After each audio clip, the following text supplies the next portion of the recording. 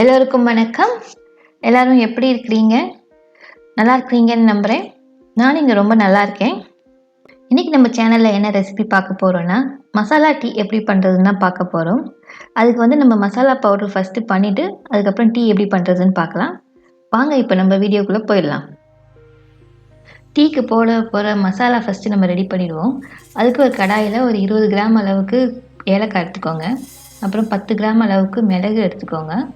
அப்புறம் 10 கிராம் அளவுக்கு பட்டை, அப்புறம் 10 கிராம் அளவுக்கு கிராம்பு, அப்புறம் 10 கிராம் அளவுக்கு சோம்பு சேர்த்து எல்லாத்தையும் நல்லா வறுத்துக்கோங்க. ஒரு 5 நிமிஷம் மிதமான தீயில வச்சு வறுத்துக்கோங்க. கருவை விட்டுடாதீங்க. அது வாசனை வர வரைக்கும் நல்லா வறுப்பட்டுட்டு இப்போ இதை ஒரு பிளேட்டில் எடுத்து ஆற வச்சிடலாம். நம்ம அதே கடாயில் ஒரு 20 கிராம் அளவுக்கு சுக்கு சேர்த்துக்கலாம். உங்கள்கிட்ட சுக்கு பவுடராக இருந்தால் சுக்கு பவுடர் சேர்த்துக்கோங்க. அப்புறம் அதில் ஒரு பாதி ஜாதிக்காய் சேர்த்துக்கோங்க. சேர்த்து இது நல்லா ஒரு 2லேருந்து 3 நிமிஷம் வரைக்கும் வறுத்துக்கோங்க. வறுத்துட்டு இப்போ அதையும் அதே பிளேட்டில் மாற்றிக்கலாம். நல்லா ஆற வச்சுடுங்க. இப்போ சுக்கையும் ஜாதிக்காயும் ஒரு உரலில் போட்டு கொஞ்சம் இடிச்சிட்டு சேர்த்துக்கோங்க. இல்லாட்டி மிக்ஸி வீணாக போயிடும். இப்போ வறுத்து வச்சுருக்க மசாலாலாம் ஆறிட்டுது. இப்போ ஒரு மிக்ஸி ஜாரில் சேர்த்துக்கோங்க.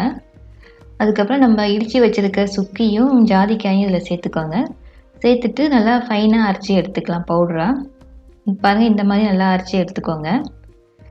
இந்த டீ மசாலா வந்து நல்லா வாசனையாக இருக்கும்.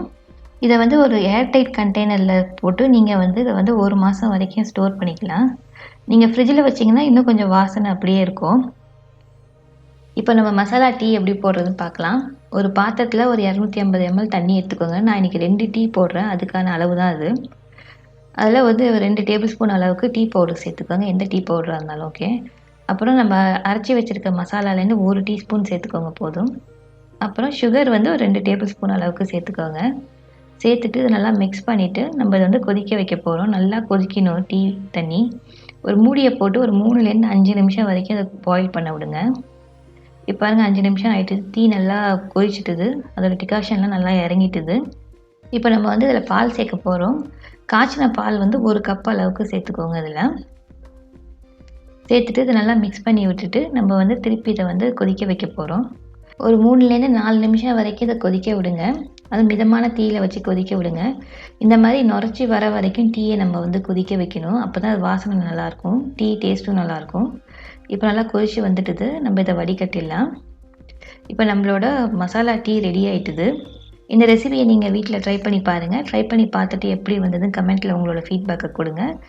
இந்த வீடியோ பிடிச்சிருந்தா உங்கள் ஃப்ரெண்ட்ஸ் அண்ட் ஃபேமிலிக்கு ஷேர் பண்ணி விடுங்க. மறந்துடாமல் என் சேனலுக்கு சப்ஸ்கிரைப் பண்ணிக்கோங்க. கூட இருக்க பெல் பட்டனையும் கிளிக் பண்ணிக்கோங்க.